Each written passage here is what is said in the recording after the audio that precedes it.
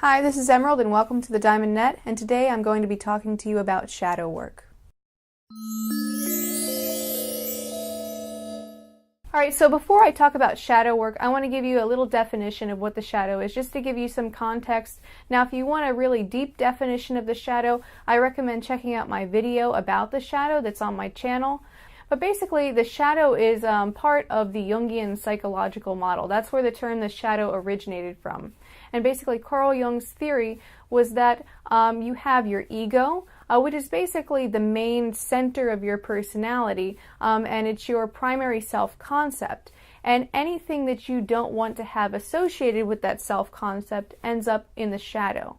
So the shadow is home to all the traits that we don't want to see in ourselves. Now, it's not as though these traits go away. In fact, oftentimes, many people can see our shadows more than we can actually see our own shadow. It's that whole phenomenon of you can see the splinter in someone else's eye, but not the log in your own. Now, it isn't just negative traits that get relegated to the shadow. Positive traits can get relegated there too. So let's say, for example, if you grew up in a family that thought that emotional sensitivity was a negative thing, and you're a naturally emotionally sensitive person who has a strong relationship to their emotions, there might be a repression of that part of yourself, even though you could very well use it to beneficial use. Because the shadow is part of our unconscious mind, basically the shadow starts to project out upon our reality without our awareness. And so it causes a lot of distortions to our experience of reality. And we lose a lot of clarity and wisdom about the situation that we're interacting with.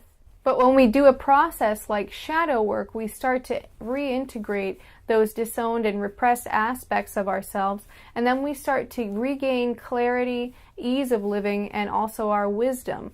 And it just feels better to have a shadow that's not so dense. But you may wonder how and when a shadow is formed. Now, every single person has a shadow, with the exception of somebody who is fully enlightened. A person who is fully enlightened has no fear of any of these traits or concepts being weighed on to the self-image or damaging the self-image in some way, because they recognize that the self-image is illusory. And so they're able to let that go. And so they allow all things into their awareness and into their reality. So only someone who's fully enlightened doesn't have the distortion of the shadow and the ego to deal with. But for everybody else, we do have this trait to us. But how is the shadow formed, you might ask? Well, basically, whenever you're born, you pretty much know nothing about the world. You don't know how your body works, you don't know how reality works. All you have is basically your urges and instincts, but you don't really have a mental framework or idea about the way reality works. And the shadow always has to do with ideas foremost. So basically, when you're a very, very small child, or more so a baby, you don't have a shadow at all, but it quickly starts to sort of build up as you go. So as you start to identify with things, you learn your name, you learn what you look like, you learn, hey, this is me here, and then the rest of the world is this out here. Oh, or maybe I like carrots, or maybe I don't like carrots. And these little things start to kind of attract around your self-concept. This becomes your identity.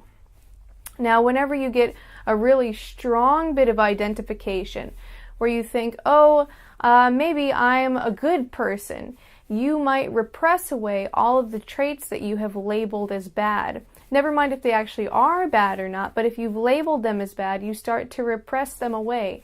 And those aspects of yourself that are in line with what you've considered bad, what you've judged as bad, get relegated to the shadow. So here's an example. My daughter right now is 5 years old, and she really strongly identifies as a girl. And she has this tendency where, you know, she always wants girls to win at everything, and she likes girl movies, and it's all about being a girl. So that's her really, really strong identification. And even though she doesn't hate boys or anything like that, there's a definite aversion to anything that's boy-like. So she might not want to watch a boy movie, as she would call it, or like boy colors. but that doesn't really have anything to do with her true preferences, not really. What it has to do is she now has this idea in her mind that she projects out onto reality that says, boyness is not me, girlness is me. And there becomes this identification there. And then with that identification, the opposite gets repressed away. So shadow is formed through identification, repression of the opposite, or just a judgment in general about some trait as not being you. So for example, if I identify myself as a humble person, then I might have a tendency to repress away any drives that I have for assertiveness, because I'm afraid of betraying that self-image that I have, that I'm this humble person. Now, very often, this tendency to repress things away and relegate them to the shadow is compounded if we've experienced a trauma or just some really, really negative situation relative to a particular identification. So sometimes our repression can be much stronger than just a middle of the road, oh, that's not me, this is me. It can be, oh, I hate that thing. Either way, judgment is always applied. There's always an attempt to distance yourself away from particular things and to kind of relate other things that you consider positive to your self-concept. Basically, it's the case that an outer judgment begets inner judgment, or an inner judgment begets outer judgment. So you can look at your judgments and kind of tell, what it is that you might be repressing in yourself. Let's say that you look down on people who are hippies. Let's say you look down on hippies. It may be the case that you're actually repressing part of yourself that actually has the traits of a hippie. All right, now let's talk about some of the problems that arise from the shadow. Basically, the main issue is that it causes you to be less aware of what's going on. So awareness is always 100% full. But when you talk about, when you hear someone talk about expanding your awareness, expanding your consciousness, basically you are sort of unwiring your tendency to habitually repress things and ignore things from your reality. So basically, you're opening up your mind to allow different things into your reality that you had maybe judged as bad or judged as not you. But when we do this, but when we don't do this, and when we unconsciously separate ourselves out and fragment ourselves in this way, what this does is it causes a distorted experience of your reality, one that is unconsciously influenced by the shadow and your projections onto reality. The identifications of the ego and the resulting shadow is what obscures the truth of reality from you. But the shadow isn't something that you decide on once and then it's just there for good. What happens is you learn to habitually and perpetually repress the same traits over and over and over again. So repression is a very active process. So the way to get rid of that is to sort of slow down that process, sort of take yourself out of it so that you allow things to come into your experience. This is one of the many benefits of meditation. All right, so here are some problems that come along with the shadow. So one of the issues that come along with having a shadow is judgment. And a pretty benign example that I can think back on in my own life from when I was in high school, I used to dress very gothy back then, and it wasn't necessarily that I identified in that way. I had my own thing going, but I knew that I didn't want to seem certain ways. So there were things that I would repress away. I decided that I didn't like punk rock music because that was lame. And so even if I could potentially have liked some punk music, I wanted to make sure that that wasn't part of my self-concept. And so in my mind, I just blanket hated all of punk music. And then when I was about 15, when I was right in the middle of this kind of teenage phase that I had, there was this big thing that came up, emo. And pretty much, everyone kind of hated emo. You got super judged if you were emo. And so I decided that I didn't like emo either, and that if you were emo, you were kind of lame, you listened to lame music, you dressed lame, all this other stuff. So I had all of these judgments about emos, mostly to sort of make myself more likable and more socially favorable to like other people. So anything that emos did, I had to make sure that I didn't do. So it sort of tied my hands, and I could not like the things that they liked. And so even if there was some repressed enjoyment of actual emo music or emo style or anything like that, I would have never have known, because that was unconscious to me. I had no idea, and I still have no idea whether or not I like emo style or emo music. It's kind of funny. But you see, this caused me to judge other people and also to judge myself very harshly anytime I stepped out of line from that self-concept that I held. And it also caused a lot of self-deception in me, which I'll talk about in just a minute. All right, another problem with the shadow is that it's very, very complex. Because the shadow develops over your entire life, and because a lot of it is unconscious to us, I relate the shadow to being like a giant pile of tangled up computer cords. Like, imagine that you had 10,000 tangled up computer cords that you just had to somehow go in and unwire each one. That is sort of the task of letting go of all of your shadow. So in order to do this, you have to first become conscious of what you're doing, become conscious of what's there. Then you have to try to pull out one of those computer cords when you find that you're identifying a certain way, making you repress something. So when you pull on that computer cord, you might find that it gets caught up on other cords within the giant jumble of cords. So you have to actually go into those different areas, become aware of them, and untie it from within, and then you can pull it out. This is the way that shadow work works. So because you're not dropping your entire self-concept and just getting rid of all of the computer cords, you're basically going in piecemeal, and you're pulling out shadow trait by shadow trait by shadow trait and reintegrating them one by one.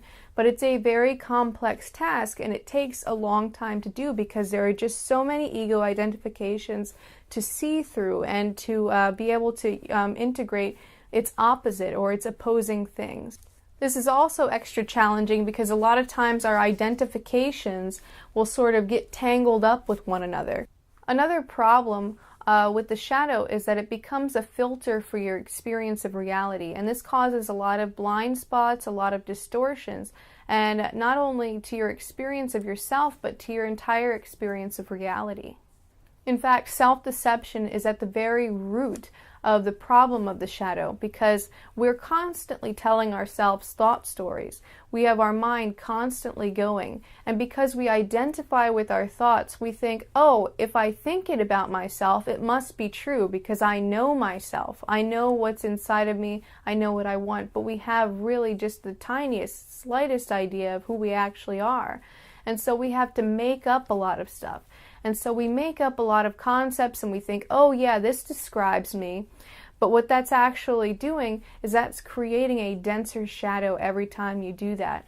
So let's say that I'm thinking, oh yeah, I'm such a good person and I do this for people and I do that for people, and you know, I would never judge anyone, and you know, like just the list goes on. Or you might even have negative judgments about yourself, like, oh, I should be doing this more, or maybe I don't fit in. You know, that also adds to the ego identification.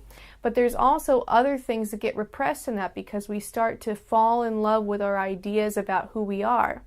But the problem is this causes blind spots because we don't want to accept anything about ourselves that falls outside of our self-concept.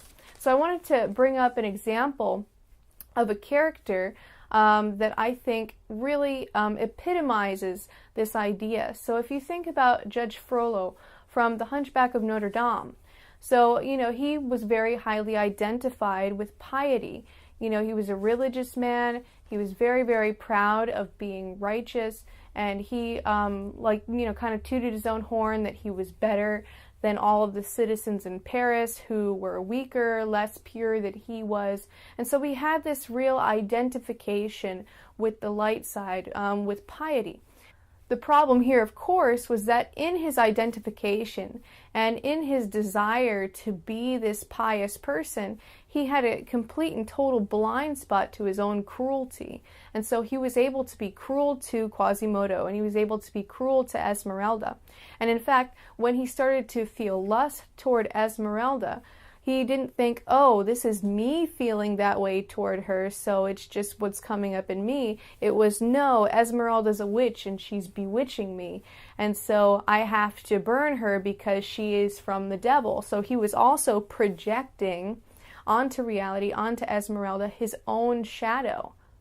Another issue that comes along with having a shadow is that it creates a distance from yourself and others. So whenever you're identifying through the ego, you're saying, this is me, this is not me. The not me ends up in the shadow. It's a thought, this isn't me, so it's not important, and so it goes to the shadow area. I don't need to be conscious of it. And we do this with our traits too. We end up putting it down in the shadow. Another problem with the shadow is that it creates a sense of distance between ourselves and other people. So if we start to hold up the idea, these X, Y, and Z are the good traits, so we're going to try to identify ourselves with X, Y, and Z. And then in order to sort of bolster our idea that we're the best at X, Y, and Z traits, we're going to be looking for other people that maybe aren't as good as X, Y, and Z traits, and we're going to be consciously or unconsciously judging them. So let's say that you yourself value being a hard-working person. So you think hardworkingness is like the trait. So you're going to start looking out at people and you're going to be like, oh, well, maybe this person's kind of hardworking, but they're definitely not as hardworking as I am. Or, oh, look at those losers over there. They're totally lazy. They have no work ethic whatsoever. And, you know, all this time, you're trying to bolster yourself up as, oh, I'm the best, and they're not as good as me.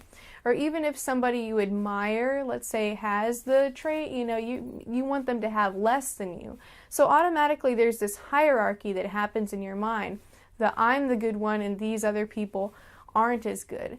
Or in the case that maybe you find somebody who's more hardworking than you are, and then you feel jealous of them, and you start to get resentful, and maybe you even feel very negatively about yourself because you weren't able to match up to your own dogma and your own standards. Another issue of the shadow is that it creates a lot of pressure. Basically, when you have a strong ego identification and a strong and dense shadow, you're going to be trying your hardest in all of your daily interactions to not seem like you're anything like the shadow. So let's say that you have an extreme judgment of people who are weird, like let's say. And so in all of your daily interactions, you have this fear in the back of your mind, oh my God, what if they think I'm weird? What if they think that I'm the type of person, like the type of person that I'm constantly judging, consciously or unconsciously, of course. You know, so you might tend to sort of stay away from activities and conversations that might make you seem weird. Or, you know, you might even stay away from people altogether because you're so afraid of being judged in that way. So your inner judgment always begets outer judgment, and your outer judgment always begets inner judgment. So it happens like this vicious perpetual cycle. Another problem with the shadow is that it's very, very difficult to let go of because we identified with our ego a particular way because we thought that it was going to benefit ourselves in some way. Or we repressed certain traits away from us because we felt like it was of some benefit to us to do this.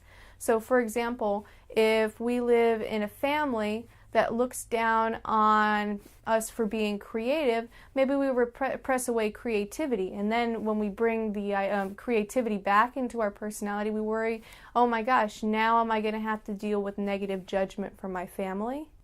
And the final point that I'll talk about that's problematic about the shadow is that we have this constant underlying fear of undermining the self-concept.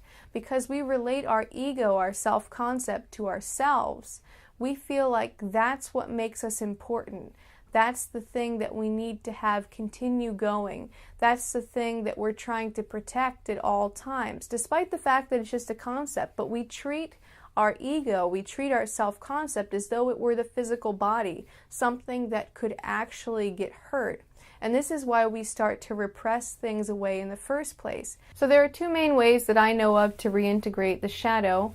One is to dissolve the ego, because the ego and its identifications are what causes the shadow in the first place, because the shadow is basically the counterpoint to the ego. It's everything that the ego is not.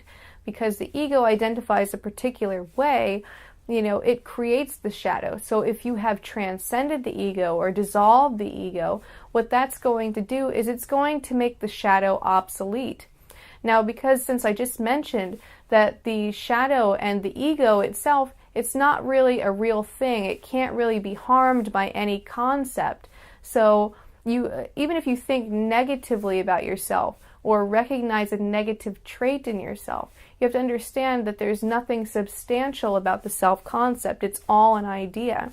And so an idea cannot be harmed. So when someone transcends or dissolves the ego, there's no longer any fear of any traits that are in the shadow, and those traits just sort of bubble up to sort of meet you at your conscious mind. And I know this from firsthand experience, because when I was 20, I had two experiences of ego transcendence, and that was one of the main, most astounding things that I experienced. It was just all of a sudden I had no fear of anything, and I saw things very, very clearly. All of the lies that I had told myself that had built up my shadow. And so it was as though all of these traits sort of bubbled up into my awareness. And with that, they carried with them wisdom, more awareness of what was. Like before, my awareness was like this big because everything outside of this range was scary to me. But then in recognizing that the ego wasn't real, it just opened up my experience of reality so much, and I was able to truly embody more of myself. This is exactly why I have a little catchphrase at the end of the video, is keep becoming more you. But enlightenment and ego transcendence isn't the method that I'm talking about this time. This time I'm talking about shadow work. That's what this particular video is about. If you want to know more about enlightenment, or what I've personally found as a seeker of enlightenment and someone who's had a couple of experiences of ego transcendence, you can go ahead and peruse around my channel and look for those videos. But basically, this is about shadow work. So you're going to go in piecemeal, and you're going to find these traits that you've repressed, and you're actually going to find acceptance and approval for them and sort of invite them back into your experience. So with shadow work, you're going to maintain your identification with yourself, but you're just going to sort of unite the opposites in terms of things that you've identified with. So let's say that you've identified yourself with righteousness. You're going to look in your experience for what you consider non-righteous, and you're going to look for those aspects in yourself and how they express themselves. And even if the trait is negative, you're going to accept it into your reality. Now, if a trait is negative, you might think, well, Emerald, how am I supposed to integrate that trait? If I integrate that trait and express it, then that's going to be terrible for me. What's going to happen if, let's say, I have some really negative urge for greediness come up? Do I have to be greedy? Do I have to come to terms with the fact that I'm greedy and then actually express it? And the answer to that question is no, and I'll be talking about that in just a short minute after I go into the actual integration process. But you'll probably have questions about that, because that was a big confusion point for me as well. So when you invite the shadow back into your conscious mind and accept it, this is called reintegration. And this is an idea that was true in Jungian psychology, and you can even find it alluded to in alchemy and a lot of other religious traditions throughout the past. So basically, when you're doing this, you're uniting the opposites. You're bringing polarities together. So let's say, for example, If I identified strongly with being female, I would try to find the male counterparts to that are actually in my personality that I'm actually experiencing. And instead of repressing those away and thinking, oh, that's not proper for me to express because I'm female and that's my self-concept, you go ahead and you cultivate that in yourself. You find those traits and then you develop them. You kind of exalt them to their highest expression. Or maybe you identify with being very proper and sophisticated. What you're going to want to do is you're going to want to look for the opposite within your personality. Find the ways that you're repressing away its opposite. So let's say, for example, you find yourself resisting wanting to have fun because you have this identification of being proper, and so you won't let yourself get dirty, you won't let yourself go and play outside, even if you want to. So you want to look for those traits in your person. Or maybe you think maybe you think proper people are snobs. Maybe you're like one of those people who are like, I'm a ruffian and I'm proud of it. Then if you're that, then you want to look for the inner proper, inner sophisticate and start to integrate some of those traits. So again, if you have a strong identification, look for its opposite or things that seem in opposition to it and find ways to integrate those traits in the most beneficial way that you can. And this next part is probably the most important part in integrating the shadow. So one way that we can get a really, really good litmus test for what our shadow actually is to look at our judgments of other people. And I know a lot of people have a tendency to sort of squint their eyes and sort of like lie to themselves and say, oh, I'm not judgmental, I don't judge people. But you really want to be honest with yourself. You want to look inside and you have to pick up on your subtle and maybe more extravagant judgments of people. So again, let's say, for example, that I identify with being educated and intelligent. And maybe I look around in my reality and I see people who don't care about that. Maybe people who maybe not necessarily aren't as intelligent because that's more of an innate physiological trait, with IQ, but maybe people who just don't give a care about education. And I think, oh, how terrible. They're causing social decay and they're dumbing down the nation, and this is why we have so many problems because people are like this, these kind of inner judgments. Or, oh, if only everyone could be educated and everyone could have common sense and all of that. So I would want to look at the people that I judge the most and notice their traits and then try to find those traits in myself, because chances are if I've judged an entire group of people, there are traits in there that I actually do have. And then I would want to take those traits again and express them in the way that's most beneficial to me. So when you judge other people for having traits that you've repressed away into your shadow, this is actually called projection. So think of it as you have this whole framework in your mind, and then you have these shadow traits back here that you don't want to look at, and those things that you habitually repress in yourself, that you constantly have these judgments about, and then it gets projected over reality to where you can't actually see the reality itself. This is what causes the distortion. The projection is a huge problem of ego and shadow. So I want to give you a bit of an example from my own life. When I was about 10 years old, I became very misogynistic for a variety of reasons. Like, I can look back and I can sort of point to the reasons, but I won't go into that. But I had decided that I did not like girls and I did not like women. And I had like this really sort of idea that women and girls were really bitchy and catty and dumb, and that I didn't want to be anything like that, despite being, of course, female myself. And so I had this major resistance, and I had this constant judgment back then that, oh, girls are this way, women are this way. But then internally, I had to sort of judge myself, because it's like, oh my gosh, I don't want people to see me as bitchy. I don't want people to see me as stupid, like I've been judging other people. And so I repressed all of those traits away in myself, even parts that were very natural to me.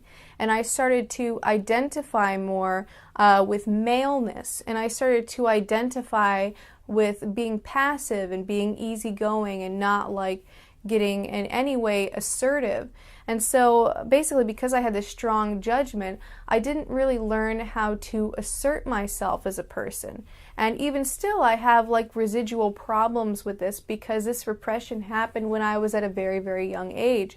And so it's difficult for me to be assertive because there's still parts of me that I'm not yet aware of that still judge women for being assertive or for being bitchy, as I called it back then. But of course, this was heavily based in self-deception and has caused me many problems over the course of years where I just was not able to stand up for myself like most people would be able to, because I judged myself very harshly for that because I was judging other people so harshly for being a particular way. So in order to become aware of your judgments, you want to watch your thoughts throughout the day. Sort of check in with yourself 5-10 times a day. See, like, am I judging someone right now? Am I judging someone as lesser than me? Am I using my judgment of this person to bolster up my own self-concept? Then you want to look at that person that you're judging and you want to realize the reason why you're judging them, and also other things that may come along with that judgment, other traits that you might also be judging in yourself. Now, I'm going to come back to the concern that I addressed earlier. So a lot of times, when people say like, well, if I'm supposed to reintegrate all of my traits that I've repressed, what about genuinely negative traits? What if I happen to be greedy? Or what if I happen to have some kind of like really inappropriate urge that if I expressed it, like the urge for violence or maybe sexual exhibitionism out in public, like if I reintegrate those urges, isn't that going to be like terrible for my life? Like these things are not good to be reintegrated. There's a reason why I repress them away. Well, yes and no, but here's where you want to draw the line. Now, expression is not the same thing as reintegration. So even if you notice a negative trait in yourself, you don't have to express that negative trait. So basically, if you find out that you have urges toward greed, you don't have to be greedy in order to not repress that trait. But one thing that you want to realize is that traits truly have no negative or positive, because nothing in reality is inherently negative and nothing in reality is inherently positive. So let's say that you do have some kind of urge toward greed. So let's look at what greed is at its bare base level. So if we boil greed down, what that is that's just an extremely strong and overactive use of the drive for self-preservation. Now, there's no problem with self-preservation as long as we have it balanced out with preservation of all. So you would want to be able to use that trait of being able to preserve yourself and to be able to advocate yourself, but you want to also temper it with the idea that you don't want to get in the way of other people's urge and drive towards self-preservation. So this is sort of a healthier way to reintegrate that particular trait that you might look at as inherently negative. But even if you don't find an expression for the particular trait that you have, like you can't find a positive expression for it, it's not necessary to express these traits necessarily. You just have to become aware of them and accept them. Don't judge them as wrong in yourself, and don't judge them as wrong in other people. You want to be able to look at the trait as neutrally as possible. So your internal emotions and urges that come up, you look at those in the same way that you would look at a thunderstorm or maybe some other rainbow happening or some other external occurrence. Because essentially you don't have any control over your internal state. All of those things just sort of come up the way they happen to come up. Just in the same way that things in the external world just happen to come up. So don't blame yourself if something negative comes up. Just look at it neutrally. Just become aware of it. And with this awareness and with this acceptance of that being your internal reality, then that will be enough to reintegrate the trait. There's not necessarily a need to express. So, for example, let's say that I work in an office and I'm in the middle of a business meeting, and then all of a sudden, I get some weird sexual urge in the middle of the thing. Of course, that like if I go up to Jim in accounting and I'm like, "Oh, you're hot," you know, you like, oh my gosh, you know, if I go off like that, that's not appropriate, you know. But then what if my reasoning was, oh, well, I didn't want to repress anything. I didn't want to put that in my shadow. So I had to express it, even if it was inappropriate, because it's my own psychological well-being. But no, that's not the way it works. What would happen if you're going to actually reintegrate that and not repress it away is you're going to want to just notice it and not judge it as bad. So for example, let's say I get my urge toward this Jim fella in accounting, and like I think, oh, that's okay, I just felt that way and that's fine, and yeah, and that's basically the end of it. Now if I were going to be repressing it, I would be like, no, I didn't feel that way, or even if I did, it wasn't my fault, it was Jim, he's always wearing all those tight shirts around the office and it's totally his fault.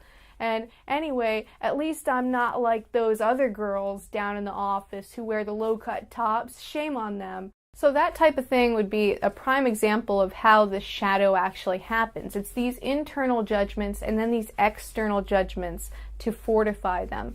So really the judgment is toward the self because you identified a certain way. Somehow you thought, oh, I am a real pure person and I can't have this sexual urge. If that happens, that means that I'm like these negative people that I judge, like Jim and the girls down the hall in the office. But again, it need not be so. I just recognize in myself, oh, hey, I felt that way. Now I have that self-knowledge. It's okay that it's there. Right now is not the appropriate time to express that. You know, maybe at some other time, you know, I can go give Jim my phone number or something like that. You know, maybe that would be a better solution. Of course, I'm married. I'm not going to give Jim in accounting, this imaginary fictional scenario, my number. But it's just an example. Anyway, that's all I have for you today. I hope that you enjoyed this video. If you did, go ahead, click the like button below and subscribe. Also, go ahead, check out my blog at thediamondnet.org. I write in my blog now every Sunday, and I just kind of give just a more personal look at like how I'm dealing with being on the spiritual path and just different thoughts and insights and things that come up that I may not be able to share in my videos. So definitely check that out. Other than that, that's all I have for you. And until next time, keep becoming more you.